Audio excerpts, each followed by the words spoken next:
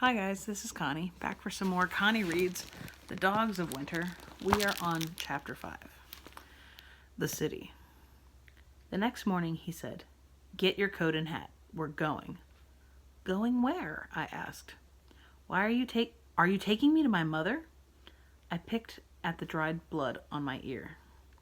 He grunted and flicked his cigarette into the kitchen sink. "We're going into the city."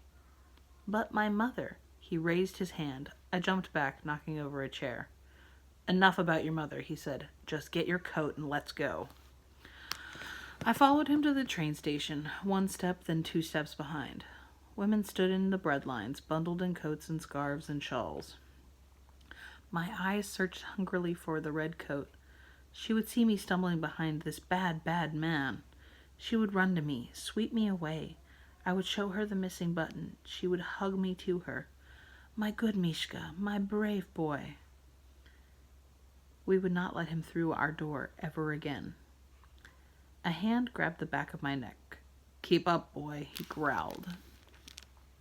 My legs told me to run as far and as fast as I could from him. His hand tightened on the back of my neck. He shoved me through the train station doors. "You know where my mother is in the city?" I asked. Sure, he said. A large bright eye winked at the end of the train track, the eye of a large beast racing, snaking toward us, hissing and screeching. I grabbed his hand. He slapped me away. "Stop acting like a frightened little girl." I almost laughed. It was, after all, just the train. He yanked me through the train's doors and onto a hard plastic seat. Once I had been on a train with my babushka Inya. She had held me up on her lap so I could see the lights of our little village tick past. He lit a cigarette and snapped open the newspaper. I knelt down and watched our village grow smaller and smaller. "Wake up," a hand shook me. "Come on, kid. I don't have time for this." He pulled me to my feet and out the door of the train. I followed behind him, past the platform, past carts of food, roasted hazelnuts, sausages, whole potatoes wrapped in newspaper. My stomach grumbling, my mouth watering. "Wait," I called to the back of his tattered coat, but he did not. Everywhere inside the station were people. They hurried to the trains. They hurried away from the trains. They carried bundles and bags and satchels. They did not look left. They did not look right. They did not look at me as I called again. "Wait!" Finally, he stopped. "Is this where my mother is?" I asked. He laughed. It was as I had thought. She had moved to the city. She had a good job and a warm place for us to live, with lots of food and sweet sticky buns. When we walked up to the steps to our fine apartment, she would throw open the door, pull me into her arms, and she would close the door in his face, for good this time. He grabbed me by the arm and pulled me up the steps. I stumbled on one stair, then another, scraping my knee.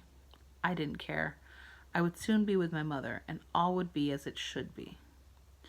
We broke into the sunlight, the cold fall air. Snowflakes wheeled overhead, settling on his shoulders and on the toes of his brown boots. He looked up the street one way and another. "Where the hell is she?" he growled. I looked up at him and smiled. He had brought me to her. Perhaps he was not such a bad man after all. "Spasibo," I said. "Thank you." We stood in the falling snow and waited. He smoked a cigarette, then another. I watched for the red coat and rubbed the black button in my pocket over and over with my thumb.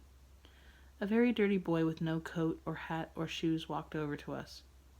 My mother would never let me get so dirty. She would certainly not let me outside without a coat or hat, and especially not without shoes. The boy tugged on the man's coat sleeve. He held out a filthy hand. "Please, sir," he said. Before I could wonder what the boy wanted from him, the man cuffed the boy on the side of the head. "Beat it, you filthy little beggar. Go bother someone else." The dirty boy glared at me, then spat at my famous baseball player's shoes. Finally, the man flicked his cigarette to the ground and wrapped his scarf around his neck. He grabbed my arm. "Come on, let's go." I trotted beside him, looking and looking for the red coat. for my mother's smiling face, her chestnut hair, her outspread arms that would enfold me like angel wings. Where? I asked, trotting to keep up. Where is she? There, he said. I stopped dead in my tracks. This woman coming towards us was not my mother. She wore a black coat. A brown scarf covered most of her gray hair. Her arms were folded across her big chest. She did not smile as she looked down at me and said, "So is this the boy?" I looked from the unsmiling woman to the man. Perhaps she was my mother's friend. "Are you taking me to my mother?" I asked. The woman frowned. "I thought you said he has no parents," she snapped. Her eyes were small and hard like the eyes of the witch Baba Yaga in my fairy tale book. "He's just a kid," he said. "He doesn't know anything." The unsmiling woman sighed. Most of the children in the orphanage don't know anything either, at least about their parents. Orphanage? The word dropped like a cold stone in my stomach. Once on the television news, I saw a story about orphanages in the city. None of the children in those places smiled or had mothers. They mostly cried. They were almost as dirty as that beggar boy, but not quite. "I cannot go to an orphanage," I explained to them. "My mother won't find me there." "Your mother isn't looking for you," he said. "She is," I said. The woman in the coat that was black, not red, grabbed my shoulder. "Come on, boy. It's time to go." "No!" I jerked away from her hand. A hand more like a claw, a witch's claw. I heard my mother's voice say, "Run, Mishka, run!" I spun away from them, looking for the red coat. I saw green coats and blue coats and gray coats and many, many black coats. He grabbed me, twisting my arm. "Come on, you brat!" And then I saw it, a flash of bright red. I tore away from his grasp, ripping my coat from my body. "Run, Mishka, run!" I did. I ran as fast as I have ever run toward that flash of red as it descended down the steps to the railway station. I dashed this way and that through the train station, looking in the crowds of hurrying people for the red coat. Finally, I saw it, standing in a line like a beacon, waiting to board the train. Gripping the button in my pocket, I pushed through the sea of brown, black, and gray, desperate to keep sight of my mother. The wave of brown and black and gray swept me onto the train. I spotted a small figure in a red coat and chestnut hair beneath a blue scarf sitting in the front. I wound through a forest of legs, touched the red sleeve, held out the button, and smiled. The train lurched. I staggered back against brown and black and gray. "Watch it," someone said, pushing me upright.